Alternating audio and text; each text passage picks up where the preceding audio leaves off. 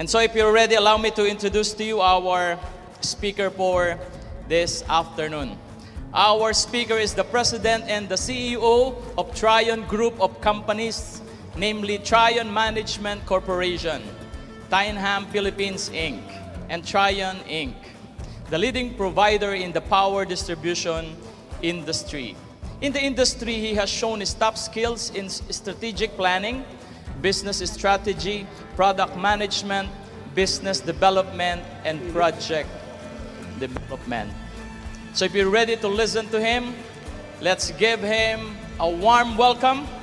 Our speaker for this afternoon, Ronnie Siasoyco.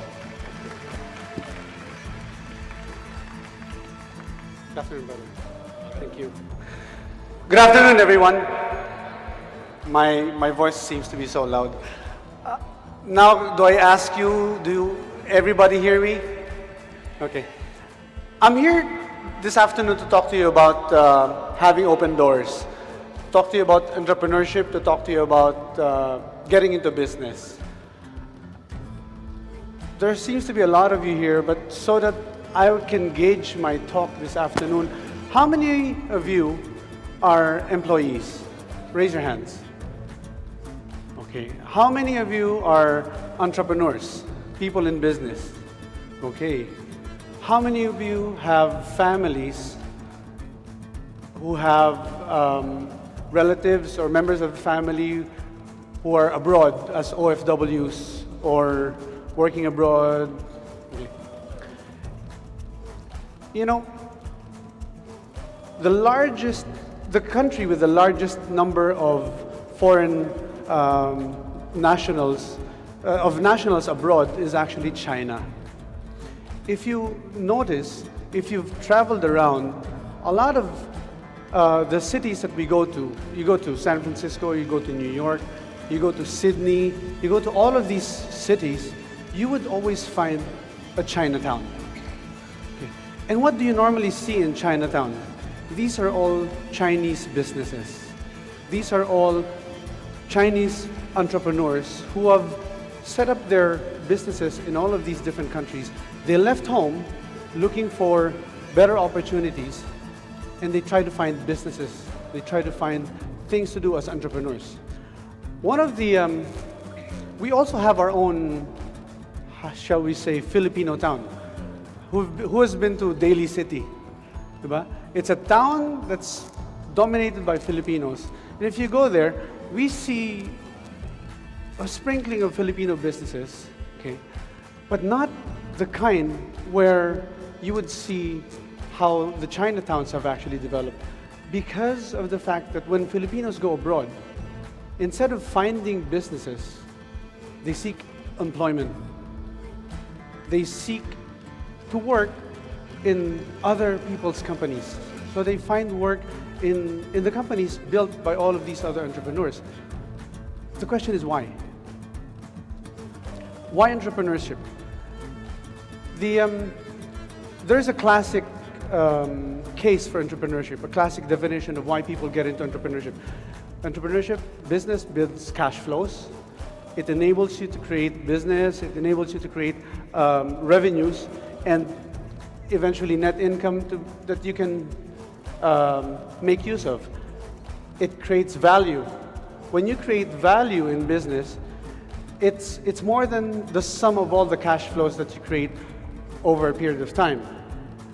Value is like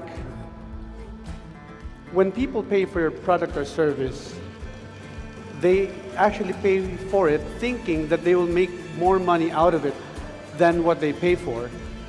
But also, value creates a perception of something larger than what it is in terms of cash flow, because you build goodwill. This is the reason why companies like DNL, like Ayala Corp, like Ayala Land, these are listed companies, but people like you and me as investors, we pay big amount in multiples, in many, many multiples, for our chance to be able to become a part owner of these companies. They create value, okay? It also builds the nation. Entrepreneurship builds the nation. As opposed, with all due respect to Brother Edward Lee and Rex Mendoza, I don't know if they're here, they encourage people to invest in the stock market, okay? But as you invest in the stock market, you create wealth for yourself. But as your wealth builds, while you keep on putting money into your stock market accounts, you do not create employment. The multiplier effect of your investments is not as much as if you actually invested that money into a business, because you do not create something of value except for yourself.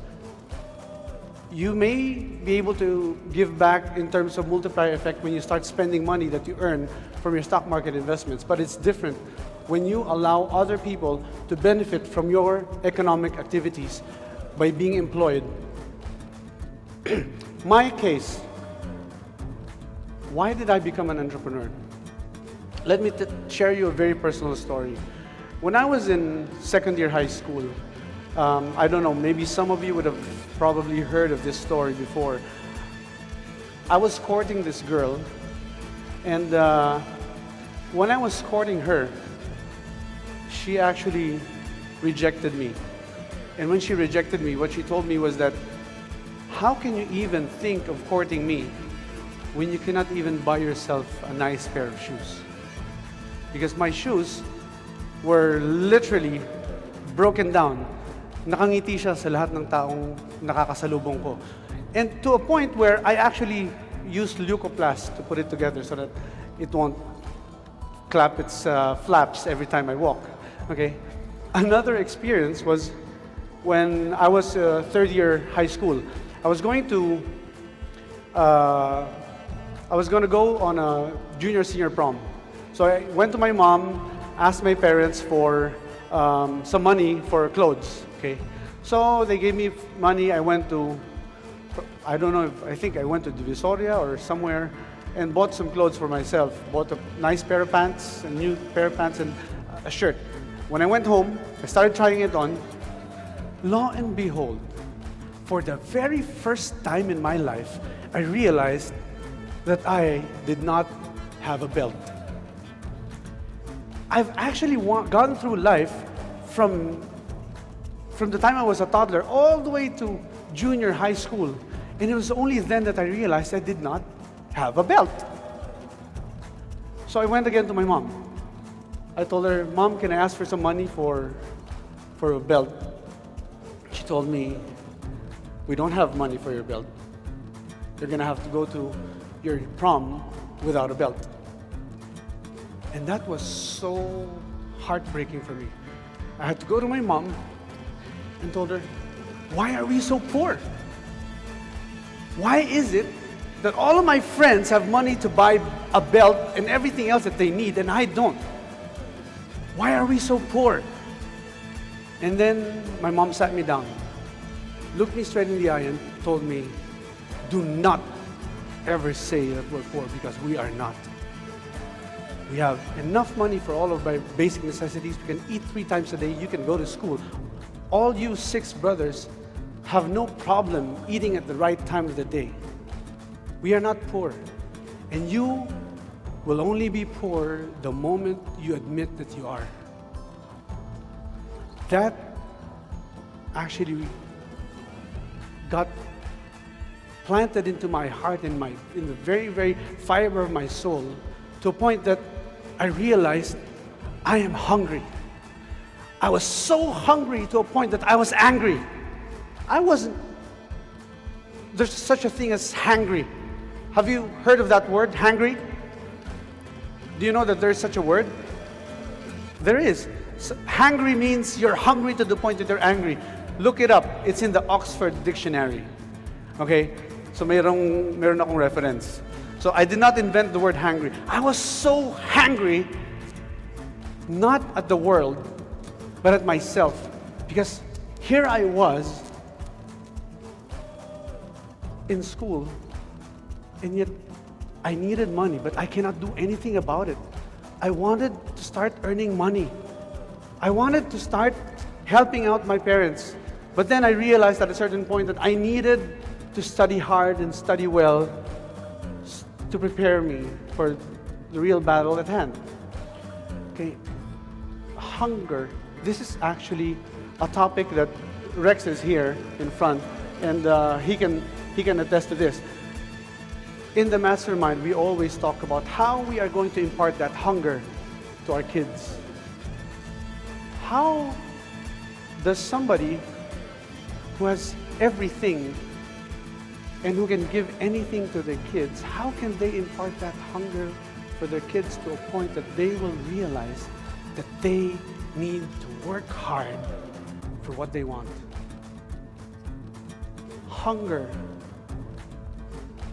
incites us to action. Hunger allows us, pushes us to a point that we need to do something. How many of you go to work and before you actually go to work, you spend time doing Facebook? You spend time talking to your friend. You know, every time I go to the office in the morning, I wonder why a lot of people walk like they're in the park. I walk purposefully. I walk very fast for one reason, because I know there's so many things I ought to do in the office and anywhere else. And yet I see people walking lackadaisically, and I wonder why. Just by looking at these people, I know that they're not as hungry as they ought to be, for one reason or another. Hunger forces innovation. This happens in my company a lot. You see my salespeople start panicking, trying to figure out how to make the next big sale every time, especially when we're lagging behind our targets. Okay, they start thinking of ways to be able to get more deals in. Hunger, when it cites innovation, for example, why is it that now you see a flurry of solar projects all over the Philippines, all over the world? Because there is this burgeoning need for the world to start developing clean energy, because climate change is upon us. There's innovation, and hunger shapes decisions. Okay, this is the biggest problem of hunger sometimes. Because when people are hungry, they start thinking that anything goes. The hunger they have inside them starts clouding their judgment to a point that they compromise their values, to a point that they start sacrificing their principles. Hunger, when you start using it to a point where you sabotage your principles, everything else follows. Everything else falls apart. Okay.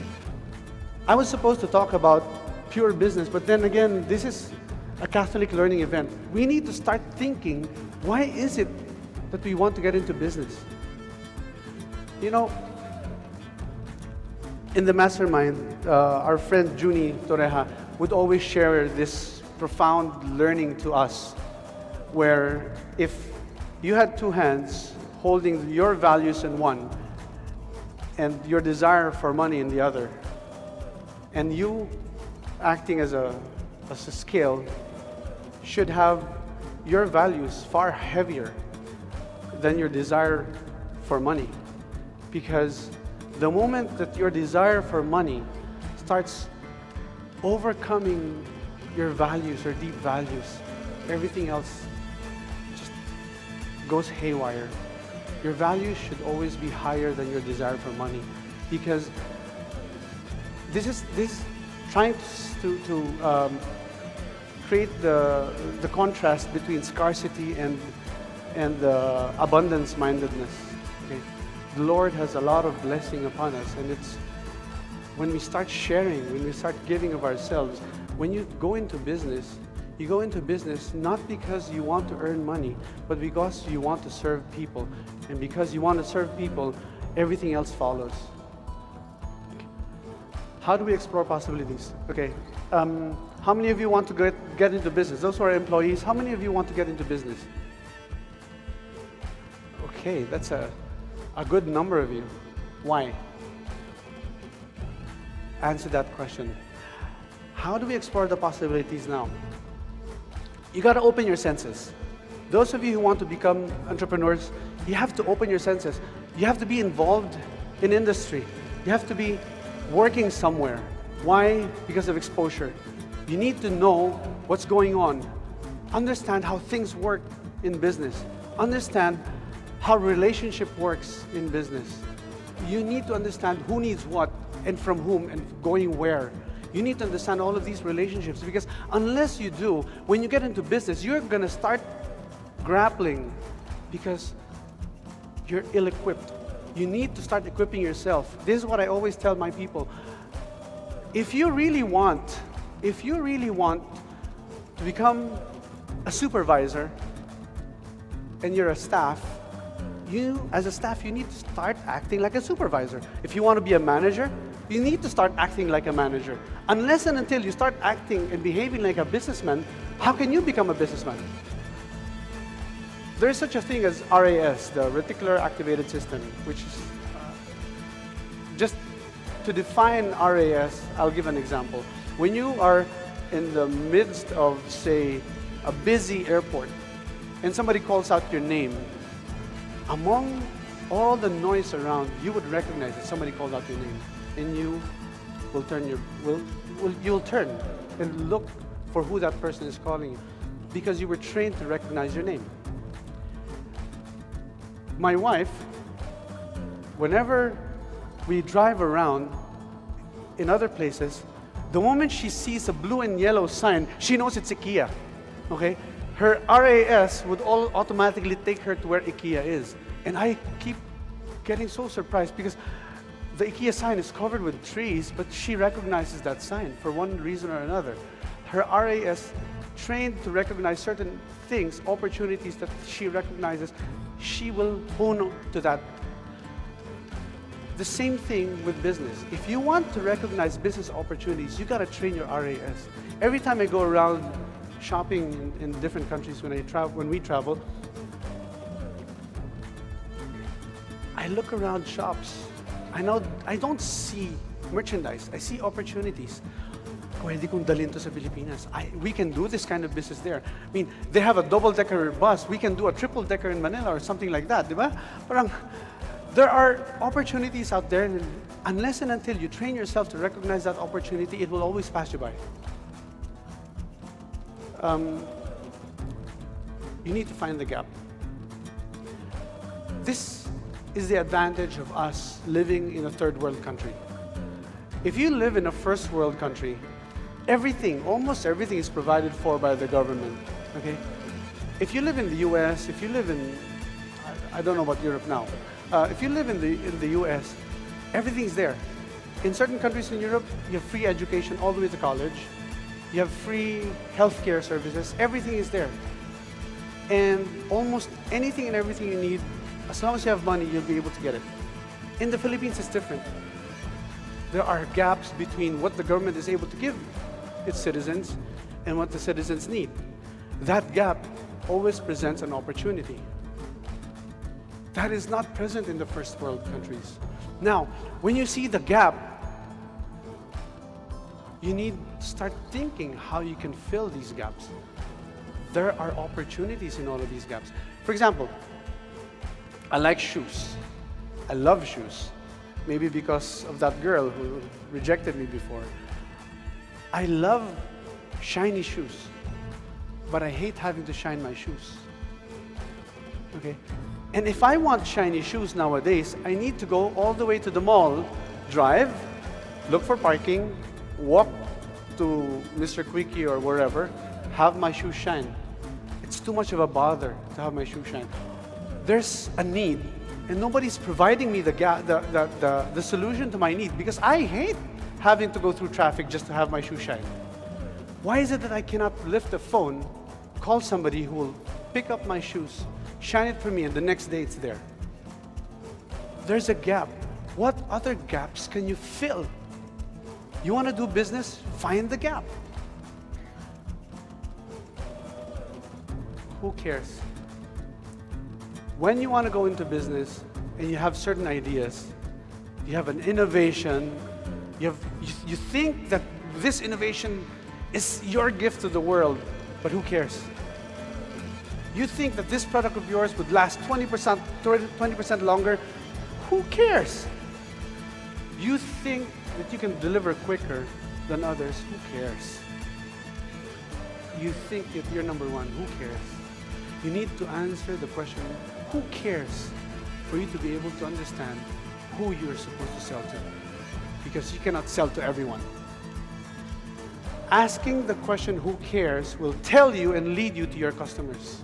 And you need to be very honest when you ask that question. Who cares? You need to determine competitive advantage. Can you tell your customers in one short sentence what makes your offering different from the others? What makes distinct? What is your competitive advantage? Can you identify your ideal customer? You need to start thinking of it that way, because unless and until you're able to communicate with your customers, only you will understand what you're selling. Who else cares? When you make a strategic move, who else cares? Your competitors. Your competitors will care what you do, because if they start reacting, then you know you have something there. If they start changing their plans because of you, you know there's something there.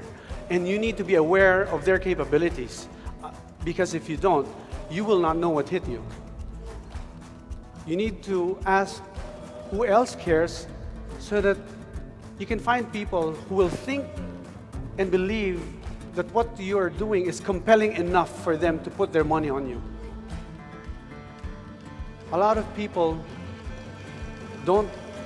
they think that what they have is so mind-boggling and so life-changing, and yet they don't connect. You need to develop a team for you to be able to get into business. It's important for you to create a vision, because your team has to buy into that vision. You know, I don't have enough money to pay and compete with multinationals when it comes to paying employees. But I have one lady, and I've a number of them actually, who's working for me, and she actually took a 70% pay cut to work for me. Why would she do that? Because she believed in the vision. Because she believes that the mission that we have set out to do is something that she identifies with. Now, unless and until you can get other people to join you in your bandwagon and what your mission is, it's going to be difficult to get into business on your own. How do we explore possibility? Execute. Okay, this is important. With what? How many of you want to go do business and have enough money to do it? Okay, very good. You know, we need to be employed and use our cash flows to keep investing. That's why Rex is here. You need to keep investing. That's why Edward is here. Invest a part of your cash flow. Why? Because if you don't invest a part of your cash flow, the moment you see an opportunity out there, you won't be able to have enough resources to be able to take it on. What good is an opportunity recognized if you don't have an opportunity that you can take advantage of because you don't have resources? You need to start saving up and use your invested value eventually to be able to fund the business that you want to get into. Within when? There's a time frame. Is the resources that you have enough to see your project through until that such point that you reach your break-even point and the inflection point towards viability? With whom? Of course, your team. And for whom? That is where your purpose lies. For whom are you doing it? You need to start small, but dream big. You need to make sure that you do not bite more than you can chew. You know, when you get into business, a small business will require you the same amount of time as when you start dreaming of putting up a big business. Okay. When I started in business, I started small. It was just a small trading company selling to the utilities. But I used the resources that I have to be able to build on and be able to create enough resources for me to be able to ramp up the business and become bigger. So you need to dream small. Okay, those of you who are in business, how many of you are content, are happy with where they are? Okay, I see a few hands. Okay, a lot of people, businessmen I've met, actually have this situation where they're happy with the business they have, they're content, and they're just coasting along. Is it wrong to be happy where you are, to be content? And what is the difference between contentment and complacency? Okay, this is actually something that I think we all need to start asking ourselves at a certain point.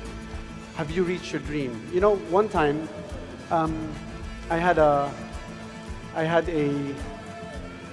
mentee, because we have on the Truly Rich Club, we have a wealth circle where we're assigned certain people to mentor, people who want to get into business. And one of my mentees, I was having coffee with him, asked me, Ronnie, at your level, if I was in your shoe, I would have stopped already, because I want to retire. Because at that level where you are, I can just rest and enjoy life and enjoy the fruits of my toil. But why is it that you don't stop? Why is it you keep on building new businesses? Why do you keep creating new ones? Why not just rest? Until that time, I never asked myself that question. So I took a break, took a short walk, and when I was in front of the mirror, I asked myself that question. Then I started, in a very short span of time, asking myself if my desire to do this was out of greed. Do I have perverted values because I keep wanting to build more? But then again, as I was asking myself the question, then I realized, no, I wasn't doing it out of greed. Why? Because I'm a mere steward of God's grace. I don't own anything. I come here, I was born here with nothing, and I will leave this world with nothing. I will never be able to bring anything with me. But why is it that I keep doing this? Because I want to glorify my God. Because wanting to grow is not equal to greed. Wanting to grow is being able to give glory to my God, who has given me so much resources, so much talent, that if I bury it under the ground, the Lord has all the right to take it away. I am content. I am not in the midst of discontent. I am very happy with where I am. But I still keep building more because I want to maximize the talent the Lord has given me. You have to remember that in that parable of the talents, the one who buried the talents had everything taken away from him. And it was all given to that guy who had the most. That's why you see in the world today, the rich get richer. Why? Because they know what to do. And they don't want to stop for one reason or another. They may have different reasons why they do it, but I have my reasons. And my reason is I need to glorify the Lord with whatever I have. And I'm content, because godliness with contentment is great gain. You come into this world with nothing, you leave this world with nothing. That is the complete quote of Titus 6:6-8. Okay.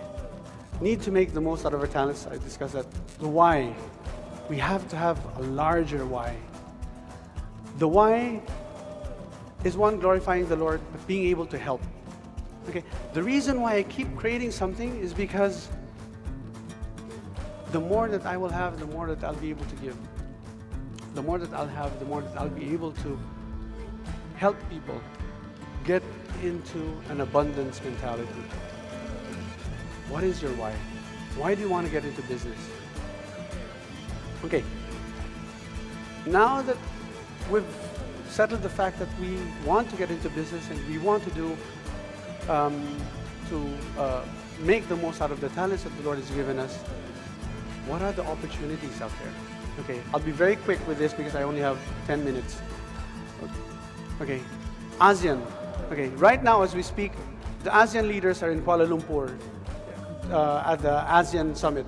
Okay, the ASEAN put together, all the ASEAN 10 countries have an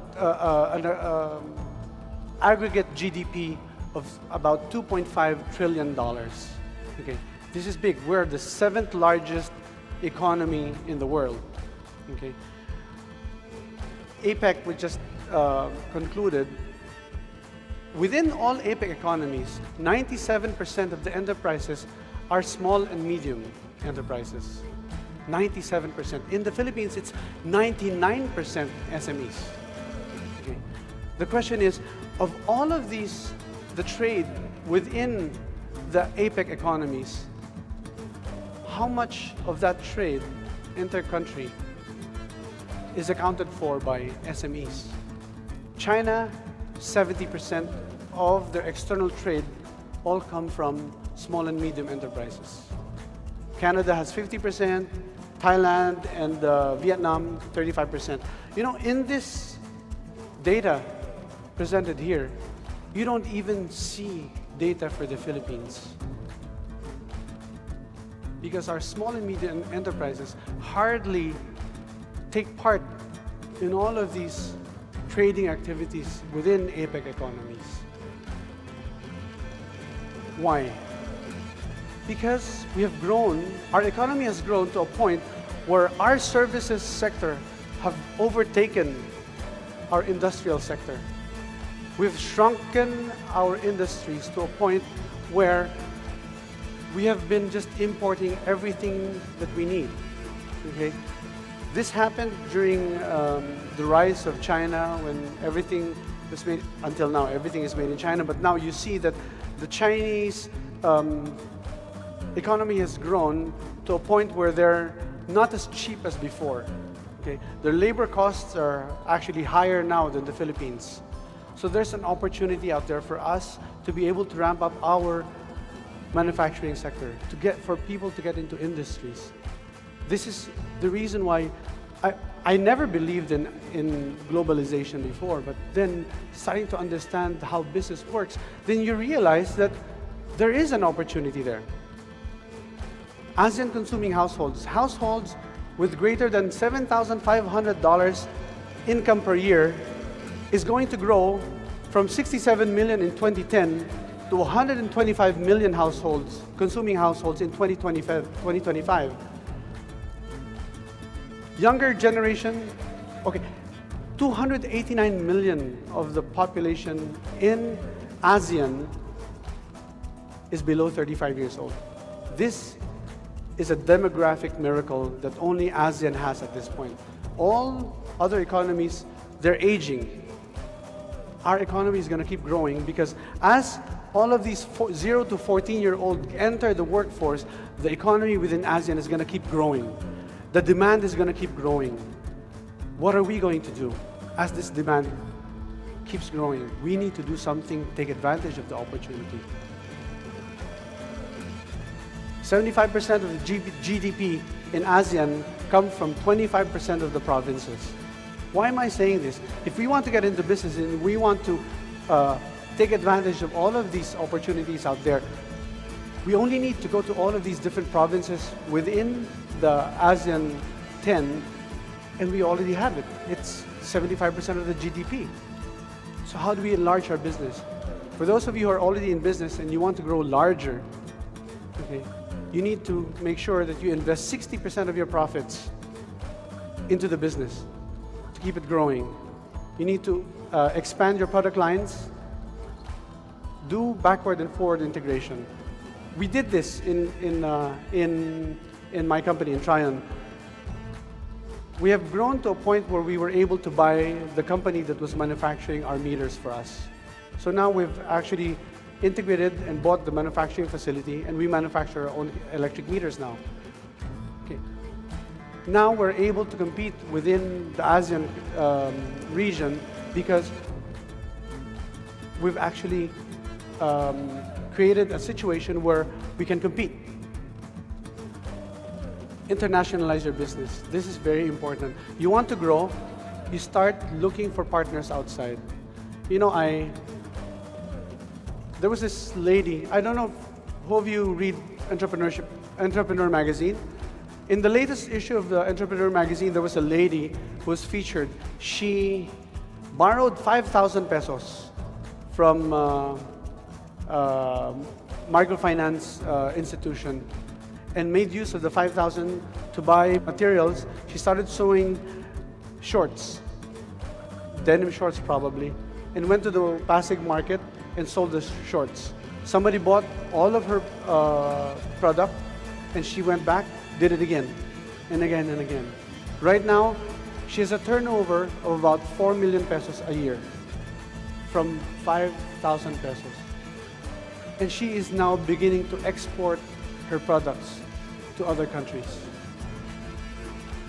You can internationalize, no matter how small your startup company is. Get involved in regional supply chains. Okay. There is going to be a new government in less than a year. This is an opportunity. Why? Because I anticipate that there will be a new medium-term development plan when the new government comes in. You can align your business according to the medium-term development plan of the government, of the incoming government. And that, for me, that's an opportunity because we didn't have that in this last 6 years. We need it for the next 6 years, and that is an opportunity. Consider priority sectors: agri, tourism, retirement, internet business. Take advantage of opportunities in clinical services. I'll do a very quick rundown. I have 3 minutes. Sorry. Recapture apparel, professional services, wellness, back-end and knowledge process outsourcing. Okay. You need to club together. We need to create a situation where small businesses work together to be able to serve the larger market. We need to associate with others and to create pockets of industries within ourselves. We're actually doing that now in my company. We're looking for some people, some companies that can supply certain parts of our meters, and we want to encourage people to do the same thing. Stop watching and start doing. We need to act already. Let's not allow APEC and all of these developments in front of us to just pass us by. We need to get into entrepreneurship. It creates jobs. Enlarge the place of your tent. Stretch out your tent curtains wide. Do not hold back. Lengthen your cords and strengthen your stakes, for you will spread out to the right and to the left. Isaiah 54. We are all meant to be able to make the most out of our talents. What are we doing with it? Men succeed when they realize that their failures are preparation for their victories. Thank you.